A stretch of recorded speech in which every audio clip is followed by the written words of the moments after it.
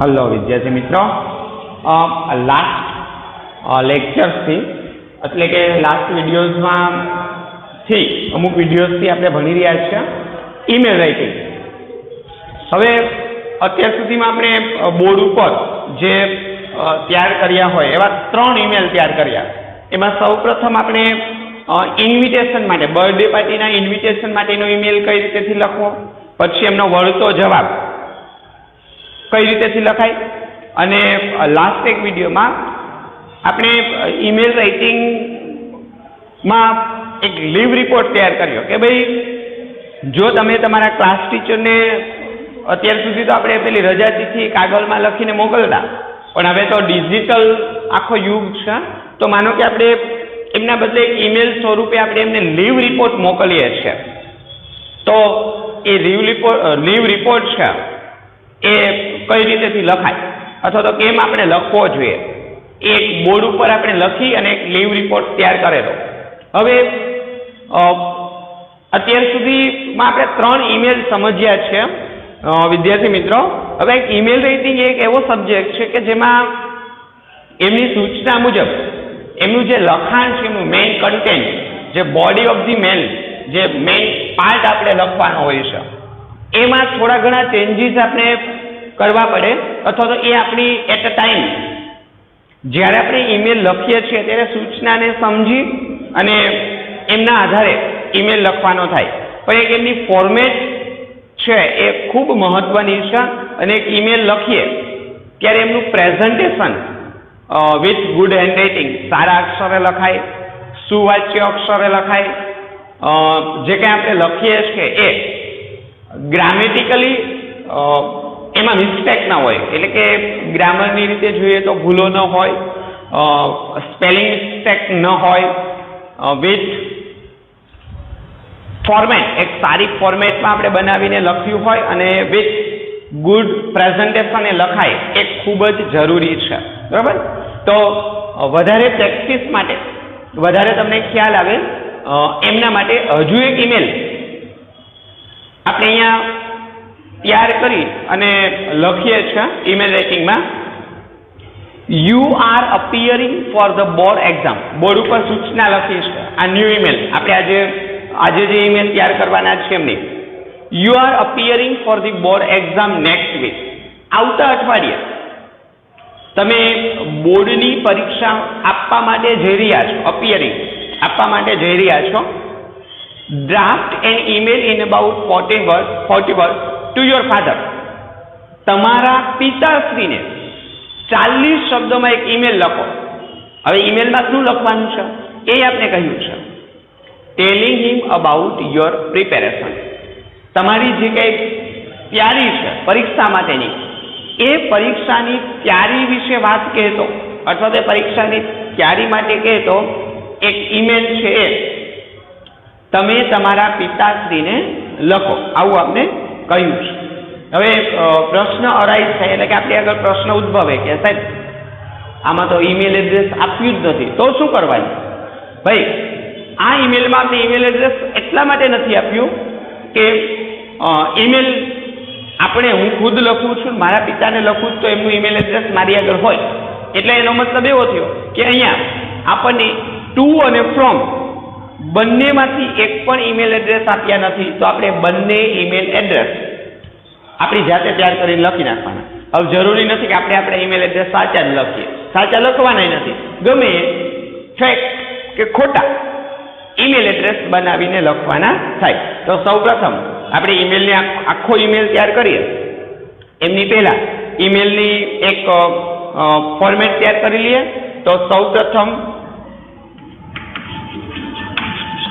From, પછી આવશે two, પછી સીસી, બીસીસી, સબ્જેક્ટ અને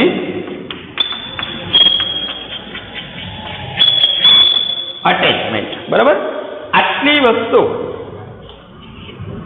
આપણે ફિલઅપ કરવાની છે, જેમાં અહીંયા આપણું થોડું કામ વધશે, કેમ કે આપણે ટુનું અને ફ્રોમનું તો જો કે દર વખતે ઈમેલ એડ્રેસ હોતું જ નથી, પણ આ વખતે આપણે બેમાંથી એક પણ ઈમેલ એડ્રેસ આપ્યા નથી, તો આપણે બંને ઈમેલ એડ્રેસ આપણી રીતે જાતે તૈયાર કરીને લખવાના છે. દાખલા તરીકે ફ્રોમ, એટલે હું ઈમેલ એડ્રેસ મારું લખી નાખું કે ભાઈ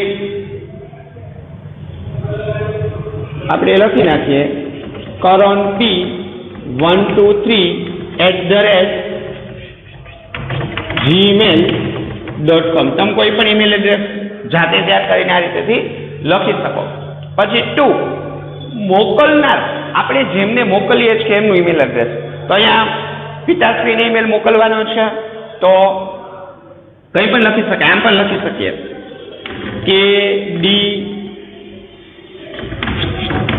પટેલ, કોઈ પણ ઈમેલ એડ્રેસ 23@gmail.com. બરોબર? તો 2 ઈમેલ એડ્રેસ જાતે તૈયાર કરવાના છે તો કોઈ પ્રશ્ન જ નથી.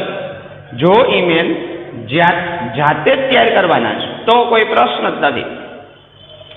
પછી સીસી અને બીસીસી બંનેમાં ડેશ, સીસી અને બીસીસી માં તો આપણે કંઈ લખવાનું નથી. હવે આપણે આવીએ આપણા મેઇન પોઈન્ટ ઉપર.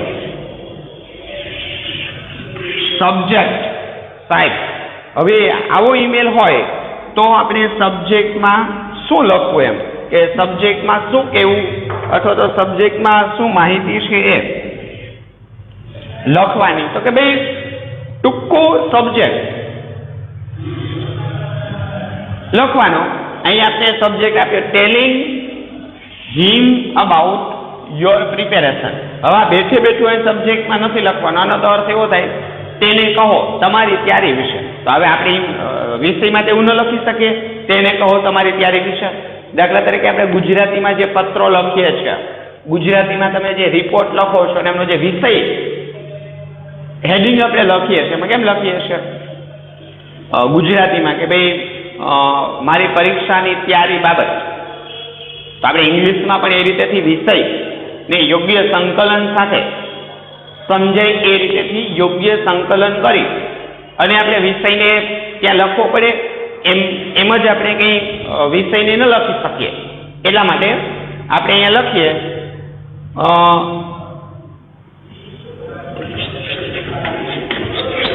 about the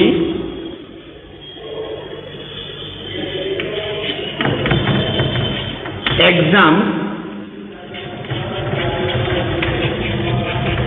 preparation, બોર્ડની તૈયારી વિશે. about the exam preparation એક આવો સબ્જેક્ટ લખી શકાય. હજુ આપણે એમ થાય કે સાહેબ એક જ લખવું પડે, ફરજિયાત છે, આની સિવાય એમ બીજું કંઈક વ્યવસ્થિત રીતે હજુ તમારા કરતા સારું વિચારીને લખ્યું હોય તો ચાલે, એમાં કંઈ પ્રોબ્લેમેટિકલ નથી. તમે આના સિવાય વધારે વિચારીને યોગ્ય રીતે લખો. માનો તમે આમ લખ્યું, તમે આના બદલે આવું લખ્યું છે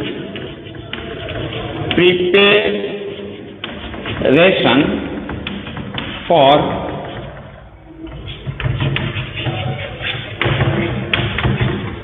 બોર્ડ એક્ઝામ, તોય ચાલે. પ્રિપેરેશન ફોર બોર્ડ એક્ઝામ એવું લખ્યું છે તોય તમે જે સબ્જેક્ટ લખ્યો છે સાચો છે. અને એમ લખો કે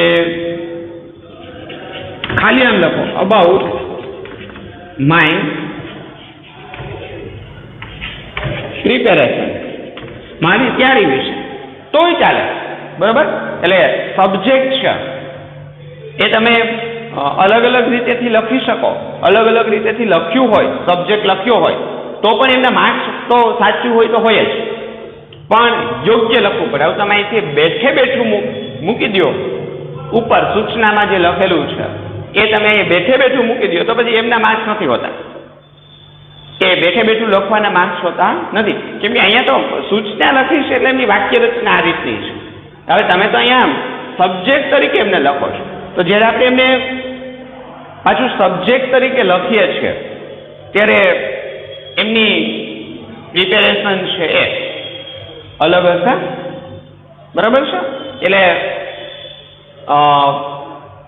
જે આપણે ઈમેલ તૈયાર કરીએ છીએ એમનો વિષય, આ તો બહુ ઇઝી છે ઈમેલ એડ્રેસ તૈયાર કરવા, એ તો આપને આવડશે, એમાં પ્રોબ્લેમ નથી. હવે આપણે એક વિષય હાઉ ટુ રાઇટ, એક એવો ધારદાર અથવા તો એક એવું વિષયનું ફોર્મેટ અથવા તો એમની વાક્ય રચના પસંદ કરવાની, એવી રીતેથી વિષયને લખવાનો કે જે કંઈ આપણે લખ્યું છે ને એ પરફેક્ટ આપણે ઈમેલમાં બોડી ઓફ ધ ઈમેલમાં જે કંઈ લખીએ છીએ એ વાંચનાર વ્યક્તિ સબ્જેક્ટમાં વાંચે ને એટલે ત્યાં શું લખ્યું છે એમને પરફેક્ટ તરત જ ખ્યાલ આવે, એમને તરત જ એ સમજાય એવી રીતનું એક ઈમેલનો વિષય એ પસંદ કરી અને આપણે લખવાનો થાય. ક્લિયર છે? એટલે આ ત્રણમાંથી કોઈ પણ આપણે સબ્જેક્ટ તરીકે લખીએ તો ચાલે. બરાબર? હજુ એક ઈમેલ નો વિષય લખી શકાય, એમ પણ લખી શકો અબાઉટ માય બોર્ડ એક્ઝામ, મારી બોર્ડની પરીક્ષાઓ વિશે. ખોટું છે જ નહીં. તમે જે બોડી ઓફ ધી મેલમાં લખો છો એમની ટૂંકી માહિતી આપો છો મારી બોર્ડની પરીક્ષાઓ વિશે, તો એવું પણ તમે લખી શકો. એટલે આપણે જે ઈમેલ લખીએ છીએ એનું ઈમેલ એડ્રેસ આ રીતેથી લખાશે. ત્યાર પછી અટેચમેન્ટ, એટલે સમજવા માટે 3 વિષય લખ્યા છે. તમારે તો માત્ર એક જ વિષય લખવાનો છે. બરાબર? 3 સબ્જેક્ટ તરીકે 3 મુદ્દાઓ ટાંકી દેવાના કે 3 મુદ્દાઓ અને સબ્જેક્ટ તરીકે આપણે લખવાની જરૂરિયાત નથી. કોઈ પણ એક જ પોઈન્ટ ને આપણે સબ્જેક્ટ તરીકે લખવાનો થશે. As a clear?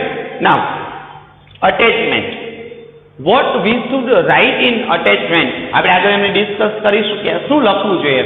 તો ભાઈ હવે અહીંયા બોર્ડની પરીક્ષાઓ વિશેની તૈયારી માટે પિતાશ્રીને લખીએ છીએ તો હવે એમાં કંઈ બહુ વધારે લખવાની જરૂરિયાત રહેતી નથી. લખી નાખો નો અટેચમેન્ટ, કાંઈ સાથે જોડીને લખતા નથી. અમે પિતાને બહુ કંઈ માહિતી આપવાની છે એટલે બહુ વધારે કંઈ માહિતી આપવાની જરૂરિયાત રહેતી નથી. બોર્ડની પરીક્ષાની તૈયારી વિશે આપણે કહીએ છીએ તો એટલું જ લખવાનું. બરાબર? પછી વધારે અટેચમેન્ટ ને એવું બધું તો વધારે પાછું ઇન્ક્વાયરી આવશે કે ભાઈ ટાઈમ ટેબલ મોકલાવો અને કઈ રીતની તૈયારી કરો વગેરે વગેરે, એટલે એમાં નહીં જવાનું. નો અટેચમેન્ટ, પૂરું.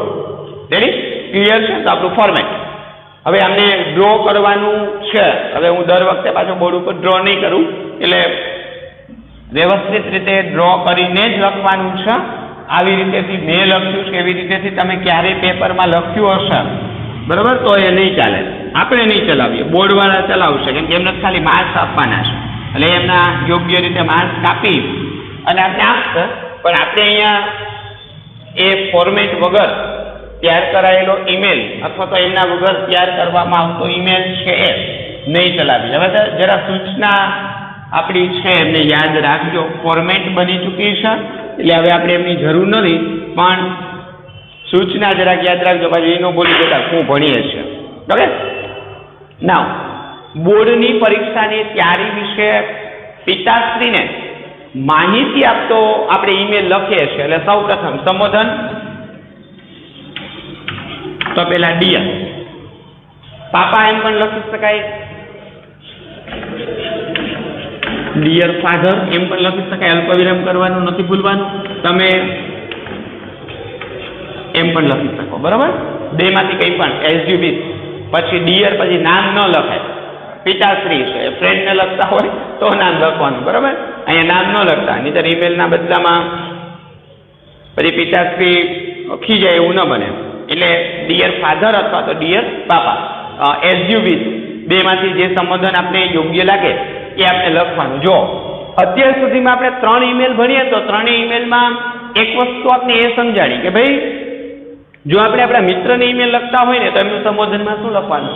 ડિયર ફ્રેન્ડ, અથવા તો ડિયર કરીને ફ્રેન્ડનું નામ, અથવા તો ડિયર ફ્રેન્ડ પછી એમનું નામ. પછી રિસ્પેક્ટફુલી આપણે સર મેડમને લખતા હોય કે કોઈ અધિકારીને લખતા હોય તો રિસ્પેક્ટેડ, આદરણીય શ્રી. બરાબર? પછી મધર કે ફાધરને લખતા હોય, મમ્મીને લખીએ છીએ કે પિતાને લખીએ છીએ કે દાદાને લખીએ છીએ કે દાદીને લખીએ છીએ. બરાબર? તો ડિયર ફાધરને લખીએ છીએ તો ડિયર ફાધર અથવા તો પાપા, મધરને લખીએ છીએ તો ડિયર મધર, દાદાને લખીએ છીએ તો dear grandfather, dear grandmother દાદીને લખતા હોય તો. બરાબર? એ જ રીતે ડિયર અંકલ, ડિયર આંટી. તો જો સંબોધન એક જ છે પણ અલગ અલગ વ્યક્તિને લખાય છે તો કંઈ ફરતું નથી, એમ જ રહેશે. એટલે થોડું માઇન્ડનો ઉપયોગ કરવાનો કે ભાઈ પિતાશ્રીને ઈમેલ લખીએ છીએ તો ડિયર ફાધર લખીએ છીએ તો મધરને ઈમેલ લખીએ તો શું લખાય? Dear mother. અંકલને લખીએ તો ડિયર અંકલ. બરાબર? તો એક સંબોધન આપણું ક્લિયર થઈ જાય છે અહીંયા કે હવે તમે ગમે એટલા ઈમેલ લખો તો એમનું સંબોધન શું લખવાનું છે, કે જે સંબોધનમાં આપણે લખવાનું છે એટલી વસ્તુ એ આપણે અહીંયા ક્લિયર થઈ જાય છે. હવે વાત કરીએ બોડી ઓફ ધી મેલ. આ ઈમેલની મેઇન જે બોડી છે, એનો મેઇન પાર્ટ, એમાં શું લખવાનું? તો કે ભાઈ હવે આપણે તો એમ કેવું છે કે હું બોર્ડની પરીક્ષાની તૈયારીઓ વિશે લખી રહ્યો છું. હું હમણાં બોર્ડની પરીક્ષા આપવા જઈ રહ્યો છું. બોર્ડની મારી પરીક્ષા છે, એમાં હું હાઉ ટુ પ્રિપેર, હું એમાં કઈ રીતની તૈયારી કરું છું એમના વિશે મારે એમને માહિતી આપતું ઈમેલ છે હું લખું છું.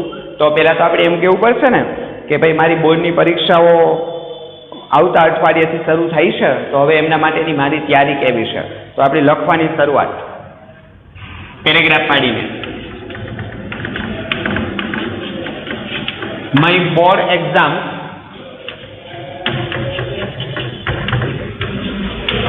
will begin. શરૂ થશે, શરૂ થઈ નથી કે યાદ રાખજો, એટલે ભવિષ્યકાળ.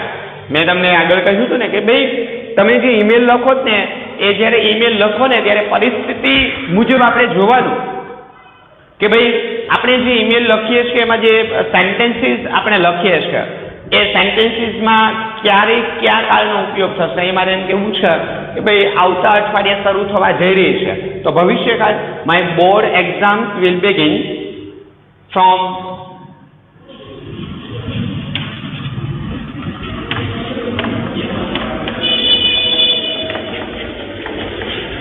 Next Monday. આવતા સોમવારથી મારી બોર્ડની પરીક્ષાઓ છે શરૂ થવા જઈ રહી છે. આઈ એમ પ્રિપેર્ડ ફોર ધી એક્ઝામ. બરાબર, હવે હું એક્ઝામ માટે સંપૂર્ણ તૈયાર છું. તો આઈ એમ પ્રિપેર્ડ ફોર ધી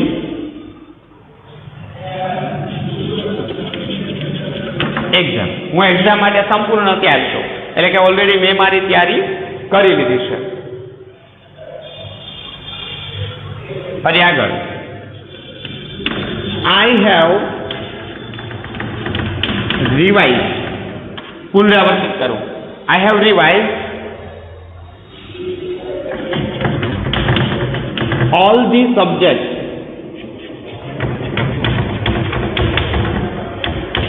ટુ, પણ અહીંયા ટુ માં TW two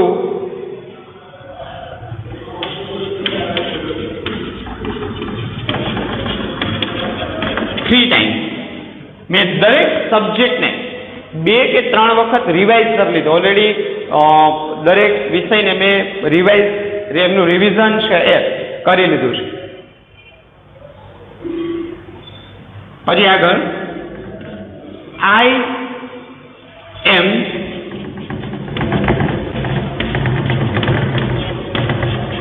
confident enough to, I am confident enough to do well in all the subjects. મને પૂરતો વિશ્વાસ છે, કોન્ફિડન્ટ, આત્મવિશ્વાસ છે. ઇનફ એટલે પૂરતું, to do well in all the subject. બધા જ વિષયમાં હું સારું પરફોર્મન્સ કરીશ અથવા તો મને સારા માર્ક્સ આવશે એવો મને આત્મવિશ્વાસ છે. આઈ પ્રોમિસ, લાસ્ટમાં આઈ promise I will make, I promise, I will make well, I will make the, sorry,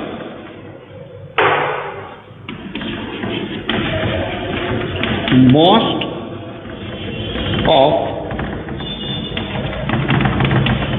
my time. એટલે કે હું તમને વચન આપું છું કે મારો જે કાંઈ હવે પછીનો સમય છે એનો હું સારામાં સારો ઉપયોગ કરીશ. મેક માય ટાઈમ, મારો સમય છે યોગ્ય રીતે વાપરીશ આ જે કાંઈ ભણતર છે એમાં. પછી આગળ કહેવાનું, do not worry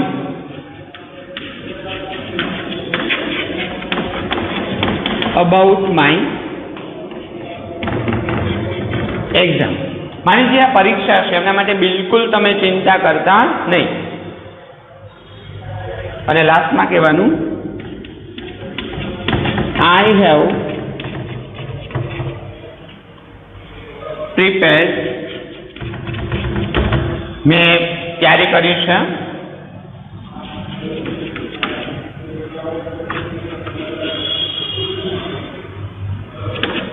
excellently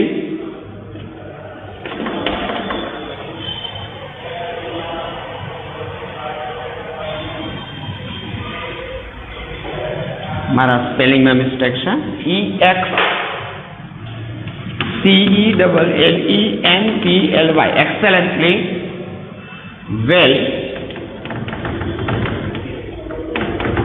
in math 2 મેથ્સમાં મેં ખાસ પ્રકારે તૈયારી કરેલી છે અને લાસ્ટમાં કન્ક્લુઝન આપીએ છીએ ત્યાં વિથ લવ, પ્રેમપૂર્વક, પ્રેમ સાથે, બરાબર. છેલ્લે યોર, જો આમનું સંબોધન પાછું આપણે અલગ રીતથી લખશું, યોર લવિંગ સન, તમારો પ્રેમાળ પુત્ર, સનમાં એસ હોય એનો જે કંઈ નામ હોય તે XYZ, જે તમારું નામ અથવા તો જે કંઈ આપણે નામ લખવા માંગતા હોય એ નામ અહીંયા લખાશે. તો જો એક્ઝામની પ્રિપેરેશન કહેતો આપણે પરીક્ષામાં કઈ રીતની તૈયારી કરી છે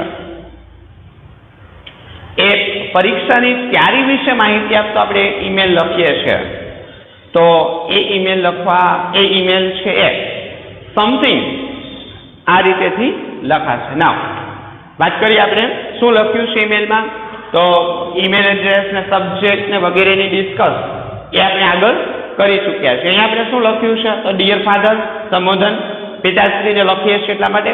પછી આપણે લખવાની શરૂઆત કરી, my board exams will begin from next Monday, આવતા સોમવારથી મારી બોર્ડની પરીક્ષા એ શરૂ થવા જઈ રહી છે. બોર્ડની પરીક્ષાની તૈયારી વિશે કહીએ છીએ તો પહેલા તો એ તો કહેવું પડે ને કે ભાઈ આવતા સોમવારથી અમારી પરીક્ષાઓ છે એ શરૂ થશે. આઈ એમ પ્રિપેર્ડ ફોર ધી એક્ઝામ, પછી એ કહેવાનું, પહેલા તો એ કહેવાનું કે પરીક્ષા માટે હું સંપૂર્ણ તૈયાર છું, ચિંતા ન કરતા. એટલે આઈ એમ પ્રિપેર્ડ ફોર ધી એક્ઝામ, મેં પરીક્ષા માટે તૈયારી કરી લીધી છે. હવે બાજુ એનો કે ઘરે ઘરે રહેતા હોય પપ્પાને શા માટે ઈમેલ લખવાનો, આ એવો ઈમેલ છે કે જે કંઈ બહાર હોસ્ટેલમાં રહીને ભણતા હોય અને એમના પિતાશ્રી અથવા એમના પિતાશ્રી કામ સબબ ક્યાંય બહાર રહેતા હોય અને એમની ઈમેલ લખતા હોય તો એમની વાત છે. પાછું તમે વળી ઘણા આપણા વિદ્યાર્થી મિત્રો છે સાહેબ ઘરે ઘરે રહેતા હોય તો ઘરે ઘરે ઈમેલ લખવાની શું જરૂર છે, તો મૌખિક નો કહી દે પપ્પા આપણે બધું તૈયાર થઈ ગયું, બધા સબ્જેક્ટ 2 વાર રિવાઇઝ થઈ ગયા, તમે કઈ ચિંતા ન કરતા, આપણે બધા વિષયમાં સારા માર્ક્સ આવશે એવો આત્મવિશ્વાસ છે. મૌખિક નો કહી દે સાહેબ લખવાની શું જરૂર છે, તો ભાઈ એવું નથી, બહાર રહે છે એવું માની અથવા તો પિતાશ્રી બહાર રહે છે અથવા તો વિદ્યાર્થી છે એ કે હોસ્ટેલમાં રહે છે અને ત્યાંથી ઈમેલ લખે છે એમના માટેની વાત છે, બરાબર. I have revised all the subjects, my mistake, subject નહીં, subject 2 to 3 times, મેં બધા જ વિષયો 2 થી 3 વાર રિવાઇઝ કરી લીધા, એટલે કે એમનું રિવિઝન કરી લીધું છે. કહેવાનું કે ભાઈ ભણવાનું જ પૂરું થઈ ગયું, પછી મેં 2 કે 3 વખત બધા જ વિષયો અમારા જે કંઈ આવતા હશે એમને મેં રિવાઇઝ કરી લીધા, બધા જ વિષયોને એક વખત મેં રિવાઇઝ કરી લીધા છે. ત્યારબાદ I am confident enough to do ફરીથી સોરી ફોર મિસ્ટેક, અહીંયા ટુ નહીં, to do well in all the subject, મને પૂરતો ઇનફ એટલે પૂરતું, કોન્ફિડન્ટ એટલે આત્મવિશ્વાસ, મને પૂરતો આત્મવિશ્વાસ છે કે હું બધા જ વિષયમાં, બધા વિષયોમાં સારું કરીશ, એટલે કે સારું પરફોર્મન્સ કરીશ, એટલે કે આપણે સારા માર્ક્સ આવશે. પછી લાસ્ટમાં કહેશે આઈ promise I will make the most of my time, હું તમને વચન આપું છું, એટલે કે હું તમને એવી ખાતરી આપું છું કે I will make the most of time, હું મારો જે કંઈ હવે પછીનો સમય વધે છે ઈમેલ લખે ત્યારે જે કંઈ વીક કે પરીક્ષાના સમય દરમિયાનનો જે કંઈ સમય છે એમાં will make the most of time, હું મારા સમયનો સૌથી વધારેમાં વધારે સદુપયોગ કરીશ, નહીં રખડું, ભણવામાં ધ્યાન આપીશ, સતત વાંચીશ વગેરે વગેરે કરે. Last do not worry about my exam, જેમના માટે ખૂબ ચિંતિત હોય એમના માટે એમને આશ્વાસન આપવાનું કે do not worry about my exam. મારી પરીક્ષા માટે તમે બિલકુલ ચિંતા કરતા નહીં. I have prepared excellently well in maths too. અને લાસ્ટમાં કહેવાનું, જેમાં આપણે તકલીફ ખરેખર હોય જ છે, ઘણા વિદ્યાર્થી નથી હોતી, ડિપેન્ડ. લાસ્ટમાં આપણે કહેવાનું કે I have prepared excellently well in maths too. તદુપરાંત મેથ્સ સબ્જેક્ટ છે એમાં તો મેં ખાસ પ્રકારે તૈયારી કરી છે, ખાસ ગણિત વિષયને મેં તૈયાર કર્યો છે. લાસ્ટમાં વિથ લવ રિલેટિવને મધર, ફાધર, ગ્રાન્ડ મધર કે ગ્રાન્ડ ફાધરને જ્યારે ઈમેલ લખતા હોય ત્યારે લાસ્ટમાં સેન્ટેન્સ લખવાનું વિથ લવ, પ્રેમ સાથે. બરાબર.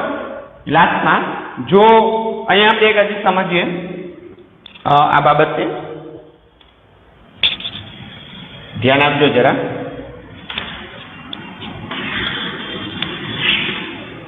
યોર લવિંગ સન કન્ક્લુઝનમાં આપણે લખ્યું છે. જો આપણે મિત્રને લખતા હતા તો યોર લવિંગ એમ ખાલી લખતા હતા, યોર ડિયર, અથવા તો સરને લખતા તો યોર રિસ્પેક્ટ, યોર ઓબિડિયન્ટ, એવું આપણે લખ્યું.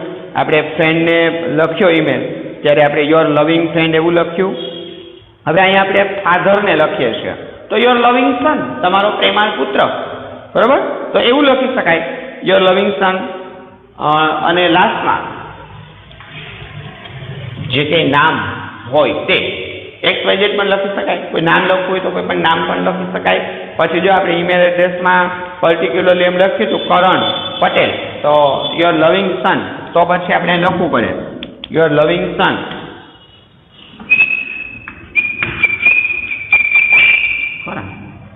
XYZ પણ લખી શકાય. તો જો એક્ઝામની પ્રિપેરેશન વિશે માહિતી આપતો ઈમેલ આપણે લખીએ છીએ તો એ ઈમેલને આ રીતેથી તૈયાર કરવામાં આવશે, તો એ ઈમેલ છે એ આ રીતેથી લખાશે. ક્લિયર છે?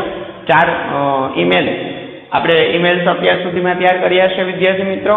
અને પોસિબલ હોય તો ઘરે જો તમારી પાસે કંઈ મટીરિયલ હોય તો એમાંથી ઈમેલ તૈયાર કરવાનો પ્રયત્ન કરજો. જેટલા ઈમેલ તૈયાર કર્યા છે એ, અને તદુપરાંત હવે પછીથી જેટલા ઈમેલ આપણે તૈયાર કરવાના છે, હજુ આપણે ઈમેલ રાઇટિંગના 1-2 ઈમેલ હજુ બોર્ડ ઉપર લખીને જોવાના છે.